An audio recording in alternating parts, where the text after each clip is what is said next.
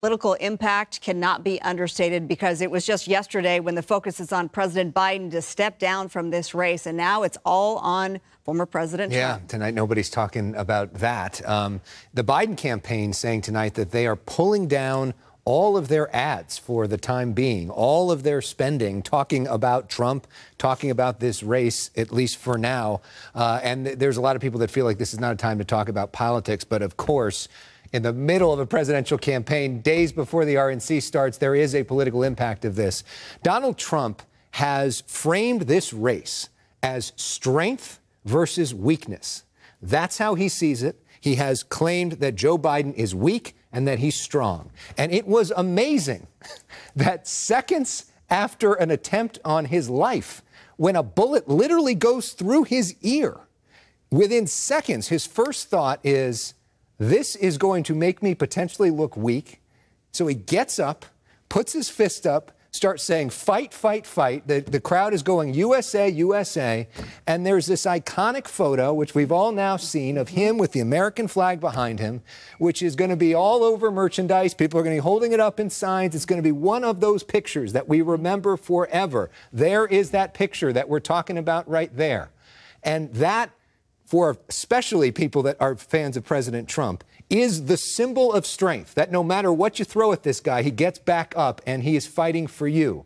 And that most likely will have a political impact. It is hard to imagine that Trump's numbers do not go up after this. And it is also hard to imagine getting back to that conversation about President Biden. This may be the thing that takes that conversation off the table and keeps Joe Biden as the Democratic nominee. Seared forever in our memory, the image that you just described so well. But when we talk about what took place today, this was supposed to be a rally where perhaps Mr. Trump was going to announce his Veep candidate, right? So everything shifted dramatically.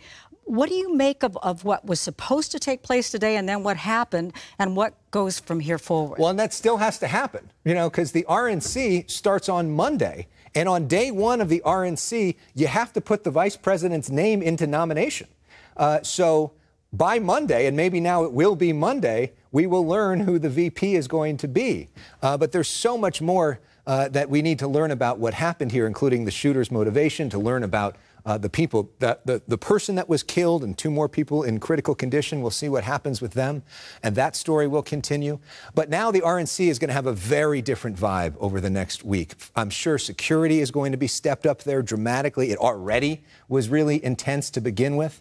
And the tone and tenor is going to change. Many of the social events at that event, which is really seen as kind of a big party for the party, were canceled tonight. Sure. And so the whole thing, the whole political tone in this country is going to change in the days ahead. Absolutely. Somber would be a good word to describe it tonight.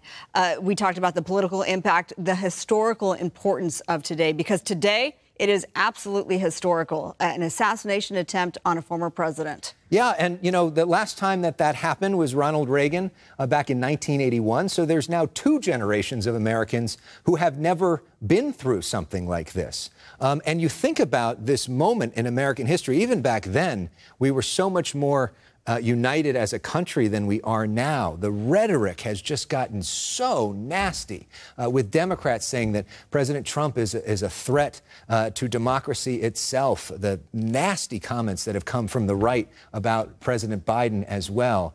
Maybe, just maybe, this is a moment to cool down a little bit and see a little bit of unity, because it's both shocking and not that surprising that we are at a moment where somebody would shoot at a presidential candidate, given the dialogue that we've been having as a country for a long time. Hopefully this is a wake-up call for people as well. But such a sad situation, especially for the poor person who lost their life there. Yeah, and others who are critically injured as well. We'll see if it sparks a debate on gun control. Who knows?